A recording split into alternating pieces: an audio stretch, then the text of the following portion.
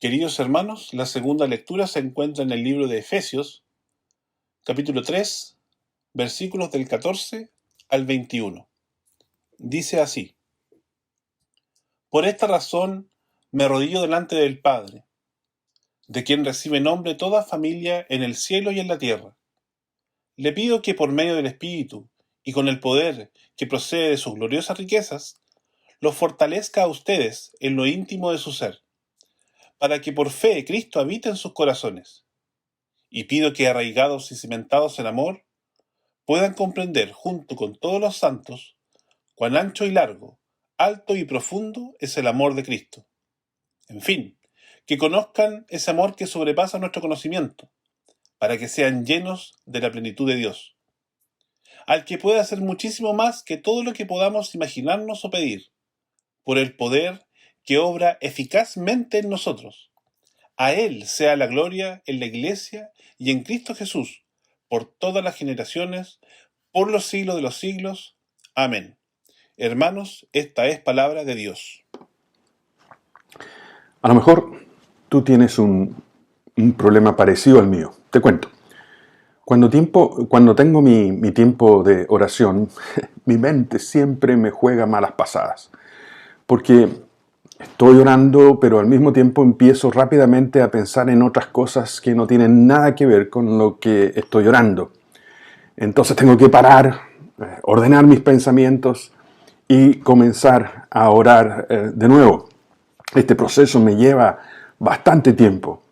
Entonces mis momentos de oración son muchas veces una gran batalla conmigo mismo para concentrarme en este tiempo con el Señor. Digo esto porque en esta sesión de Efesios, Pablo nos va a enseñar realmente cómo debemos orar. Y lo va a hacer en una forma que yo diría que es extraordinaria. Por ejemplo, en sus Biblias, si comparamos el verso 1 del texto de hoy y lo comparamos con el verso 14, vemos en el verso 1 Pablo orando y en un sentido su alma se va hacia grandes lugares. Pero después llegamos al verso 14 y Pablo se concentra en orar por la iglesia. Y en este pasaje de Efesios 3, 14 al 21, encontramos esta grandiosa oración del apóstol por la iglesia de Cristo, incluso por nosotros, aquí y ahora, miles de años después. Una oración que, dentro de otras cosas, pide para que tú y yo podamos crecer en nuestro amor, confianza y servicio a aquel que nos salvó. Esta oración no solamente refleja el corazón de Pablo, sino que es el reflejo del corazón mismo de Dios y su voluntad para nosotros. Es una maravillosa oración. Por lo mismo, es también un excelente modelo para ti y para mí de cómo debemos orar. Entonces, comencemos. ¿Por qué ora Pablo aquí? Básicamente, Pablo ora por el crecimiento de la iglesia de Cristo. Pero interesantemente, no necesariamente en una forma numérica, o para que aumente la influencia de la iglesia en la sociedad del momento. El apóstol ora para que tú y yo crezcamos en nuestra comunión, relación e intimidad con Dios. Pablo está orando en ese tiempo para que tú y yo de verdad experimentemos el amor de Dios en este tiempo. Esto es sumamente importante para todos nosotros los cristianos, porque uno de los peligros más grandes que enfrentamos en nuestra vida es pensar que todo está bien en nuestra relación con Dios. En un sentido que ya lo hemos logrado y de aquí en adelante nuestra vida espiritual va a ser parejita. Esta actitud, esta forma de pensar ha estado muchas veces en mi vida y he terminado viviendo mi fe con lo que Dios hizo en mí hace, 3 años atrás, 5 años atrás, varios meses atrás. Como si Dios no tuviera nada que decirme, nada que enseñarme a través de su palabra hoy en día. Lamentablemente tengo que decir que conozco muchos cristianos que viven de esta manera. Y a lo mejor tú eres una de estas personas. A lo mejor tú tienes una de estas relaciones algo oxidadas con Dios. Es tan fácil, ¿no es cierto?, saber las respuestas correctas a asuntos de la fe o de la Biblia. Es tan fácil llegar a estar perfectamente cómodo. Es tan fácil mirar las cosas desde afuera, sin nunca incomodarse desde adentro. Es tan fácil vivir mi fe sin que nada nuevo, nada fresco ocurra en mi relación con el Señor. Es tan fácil que mi tiempo de oración personal se transforme en solo una rutina más del día a día. Querida iglesia, por favor, mucho ojo con esta actitud, porque es siempre lo más cómodo al final del día. Pero al mismo tiempo es siempre lo más peligroso en nuestra forma de vivir como cristianos. No podemos ni debemos vivir de las bendiciones añejas, porque nuevas son cada mañana lo que el Señor hace en nosotros. En estos versículos lo que hace Pablo es justamente orar, para que esto no ocurra ni en tu vida ni en la mía, para que esta comodidad cómoda, esta flojera espiritual que puede haber, sea removida desde lo más profundo de nuestra alma. Pablo ora para que cuando algo como esto esté ocurriendo, el Señor intervenga y nos llame, nos estremezca, nos haga volver a Él.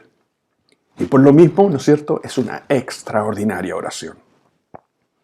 Algo así deberíamos orar nosotros. Señor, no permitas que te ignoremos o que nos durmamos en nuestra relación contigo. No permitas que nuestra pasión y amor por ti se enfríe. Renuévame. Señor, renuévame vez tras vez, hora tras hora, día tras día, año tras año. Señor, que mi amor por ti crezca a medida que pasan mis días. Por eso es que esta oración de Pablo es tan importante. El apóstol parte esta sección diciendo en el verso 14, por esta razón me arrodillo delante del Padre. Es interesante esta descripción. Pablo nos dice que está orando, incluye una descripción de cómo está orando, de rodillas. Y esta idea de orar de rodillas revela justamente la urgencia de esta oración, al mismo tiempo la humildad con la cual el apóstol se acerca a su gran Señor. Expresa el reconocimiento de que está hablando nada menos que con el Dios creador del cielo y la tierra. Digo esto porque los judíos no tenían la costumbre de orar de rodillas. Ellos normalmente oraban de pie con las manos extendidas hacia el cielo. Y esto de orar de rodillas era algo totalmente diferente a lo que se acostumbraba en ese tiempo. Y muestra, como dije, esta actitud de dependencia, de urgencia, de importancia de la oración. Es una verdadera súplica. Pero no solamente eso, porque en los dos primeros versículos dice aquí, versos 14 y 15, por esta razón me arrodillo delante del Padre, de quien recibe nombre toda familia en los cielos y la tierra. Ora entonces, según esta descripción de Pablo, aquel que es el Señor de todo, el Señor de lo que está en el cielo y lo que está en la tierra, debajo de la tierra. Ángeles, demonios, personas de todo tipo, de toda raza. Ora al que es el verdadero Señor de todo esto. Ora a aquel que dependen todas las cosas. Absolutamente todas las cosas sobre la faz de la tierra dependen de este Señor. Ya sea que los seres humanos lo reconozcan o no, ya sea que lo conozcan o no. De este Dios, y no de hombres, es de quien depende la iglesia, y eso lo sabe muy bien el apóstol Pablo. A este Dios entonces también nosotros nos dirigimos cuando oramos. Por eso es que esta oración en particular es tan espectacular. Pide que para que podamos seguir creciendo día a día en nuestra relación con Dios, en nuestro compañerismo con este grandioso Dios, confiando en Él, pero al mismo tiempo viendo su mano en nosotros. Pero no solamente en nosotros, viendo su mano poderosa en todo lo que ocurre a nuestro alrededor. ¿Te das cuenta que el Señor no ha terminado su trabajo ni en tu vida ni en la mía? Y menos aún en la vida de esta congregación. Su plan para nosotros, como personas, pero especialmente como congregación, es que podamos crecer en nuestra fe, en nuestra esperanza, en nuestra seguridad y también en nuestra pasión por este gran Dios. Estas son las cosas verdaderamente importantes. Estas son las cosas que esta congregación, su pastor, su concilio y cada uno de ustedes debemos cuidar. Debemos cuidar porque no es gratis, tampoco es fácil. Hay que cuidarla, hay que edificarla día a día. Lo que hay que cuidar siempre es nuestra pasión por Cristo y por su reino. Esto es lo que Pablo está enfatizando en esta oración. Pide un constante cambio en nosotros y un continuo crecimiento en fe, esperanza y servicio hacia nuestro gran Dios. Verso 16. Le pido que por medio del Espíritu y con el poder que procede de sus gloriosas riquezas, los fortalezca a ustedes en lo íntimo de su ser. Esto me hace pensar muy seriamente en cuáles son mis expectativas cuando oro al Señor. Espero realmente que el Señor sí va a darme verdaderas y gloriosas riquezas espirituales, como dice aquí el verso 16. Espero realmente con ansias que Él va a fortalecer mi vida para su servicio. Querida congregación, ¿oramos de esta manera, con esta expectativa? Esta oración debe hacernos pensar en que que de Él viene, todo lo que realmente necesitamos en todo momento y en toda circunstancia. Qué extraordinaria oración de Pablo. Qué extraordinaria oración. No es solamente una larga lista con sus necesidades, es una oración con grandes expectativas de lo que Dios puede y quiere hacer en la vida de su pueblo. Para que por fe Cristo, verso 17, habite en sus corazones. Interesante porque no se supone que cuando nos convertimos a Cristo Jesús entra en nuestras vidas, en nuestro corazón, como dice la Biblia. Porque Pablo pide que Cristo habite en nuestros corazones. ¿Por qué pedir algo que se supone que ya tenemos? Pero Pablo usa aquí un lenguaje fuerte para hacernos pensar que Jesús no es solamente algo más en nuestras vidas, no es un agregado. Jesús no se parece a un mueble en nuestra casa que ahí está y que ocupamos de vez en cuando.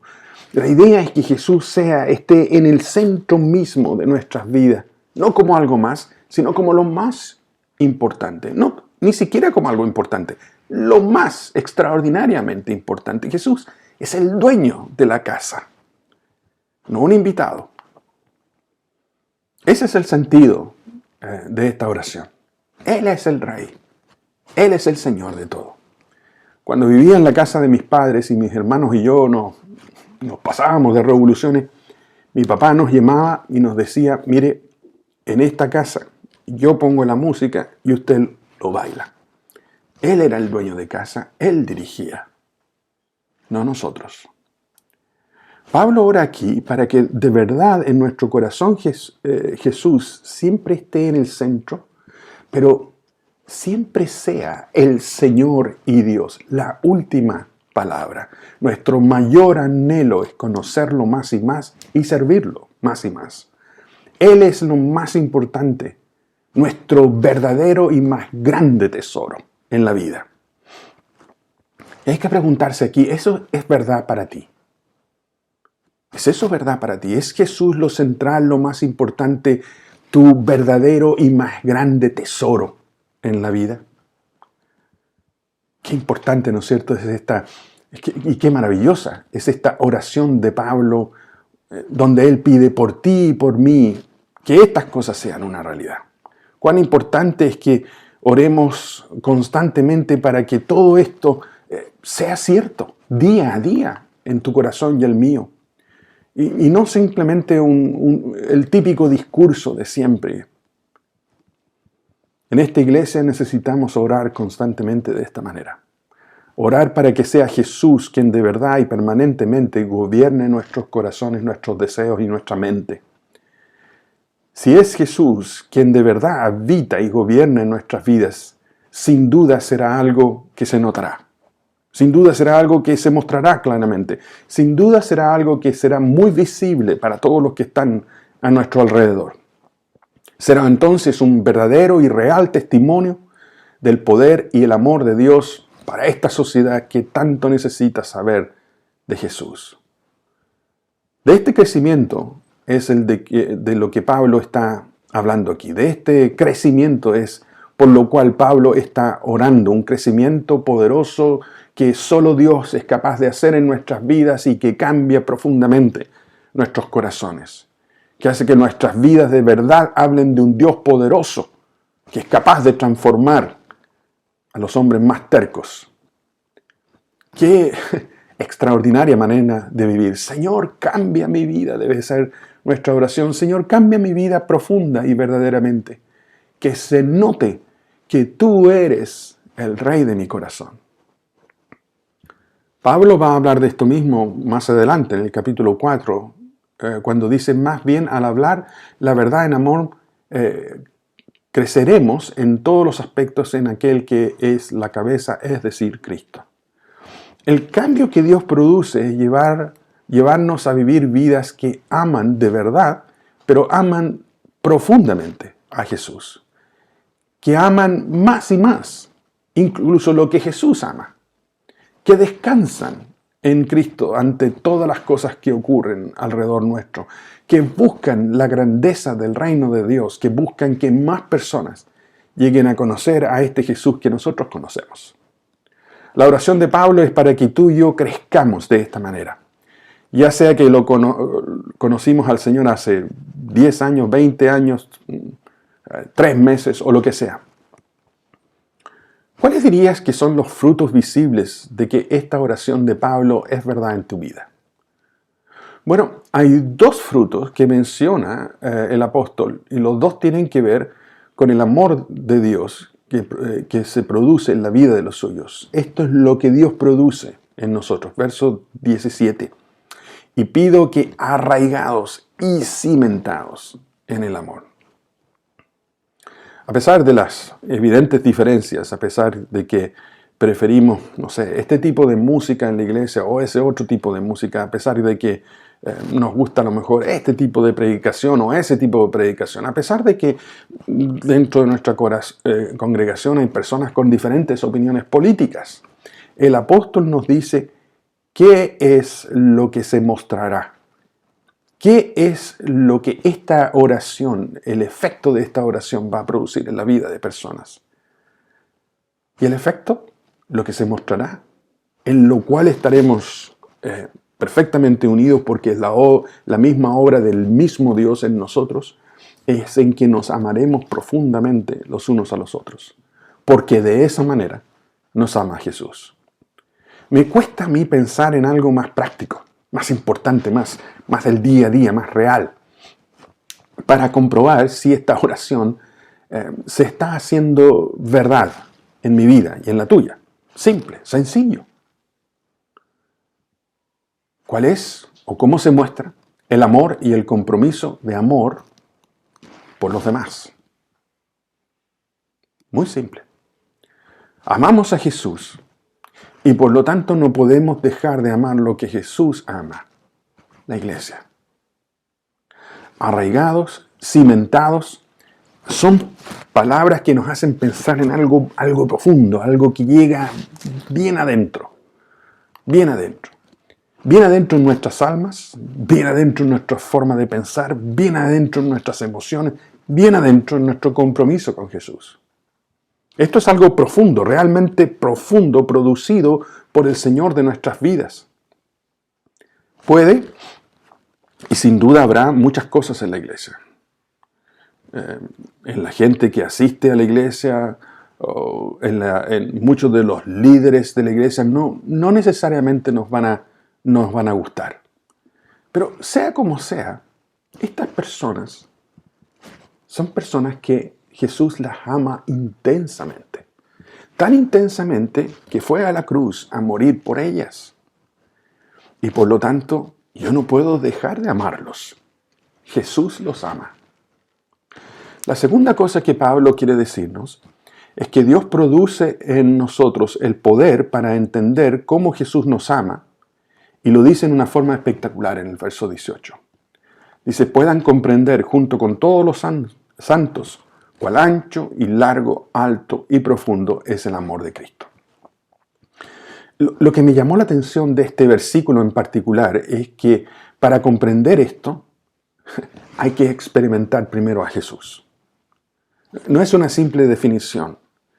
Para entender ese versículo, para que ese versículo sea una realidad, yo tengo que conocer a Cristo. Yo tengo que saber del amor de Cristo por mí. No está hablando aquí Pablo de, no sé, un curso de espiritualidad o algo por el estilo. Para comprender cuánto nos ama Jesús, tenemos que conocer a este Jesús. Tenemos que experimentar el amor de Cristo. Tenemos que tener una comunicación con este Jesús. Implica necesariamente una relación con Él. Esto no puede ser simplemente, y no se produce simplemente por una ceremonia, por una, no sé, por una religión, por una costumbre que viene de mis padres y que yo he seguido. Es algo personal que habla de una intimidad con aquel que nos ama de esta manera. Pablo ora para que la iglesia de ese tiempo, para que esta congregación en particular, para que tu vida, para que la mía, sea algo que experimenta profundamente el amor de Jesús. No una simple tradición o no una simple costumbre, sino que una experiencia real e íntima. Que Jesús ha llegado a tu corazón y al mío de tal manera que cada día podamos entender más y más, apreciar más y más, saborear más y más el infinito amor de Jesús por nosotros. El resto de tu vida y la mía será una respuesta de ese gran amor de Jesús. Querida congregación, esta es la forma en la cual tú y yo debemos orar. Esta es la forma en la cual debemos orar por los demás hermanos creyentes. Debemos orar por aquellos familiares, amigos que no conocen a Cristo. Es una magnífica oración. En la medida que esto sea verdad en nuestras vidas, incluso nos alejará del pecado. Porque no vamos a querer entristecer a aquel que nos ama de esta manera. Al final del día, lo que hace que seamos diferentes a muchas personas en esta sociedad en la cual vivimos es porque pensamos diferente, porque hablamos diferente, usamos nuestro dinero diferente, servimos diferente, amamos diferente, testificamos diferente, perdonamos diferente. Y todo eso es porque hemos experimentado profundamente el amor de Jesús. Dime, ¿has experimentado de verdad este amor de Cristo? De esta manera. ¿Entiendes? ¿Aprecias? ¿Es verdad en tu corazón esta obra del Señor en tu vida? ¿Lo puedes ver en tu vida? ¿Sí o no? Para terminar, permíteme orar a Dios usando las mismas palabras de Pablo. Oremos. Señor, nuestro gran Dios, pido por esta maravillosa congregación para que por medio del Espíritu y con el poder que procede de tus gloriosas riquezas, los fortalezcas en lo íntimo, para que por fe Cristo habite en sus corazones. Y pido que arraigados y cimentados en amor puedan comprender junto con todos los demás santos cuán ancho, largo, alto, profundo es el amor de Cristo.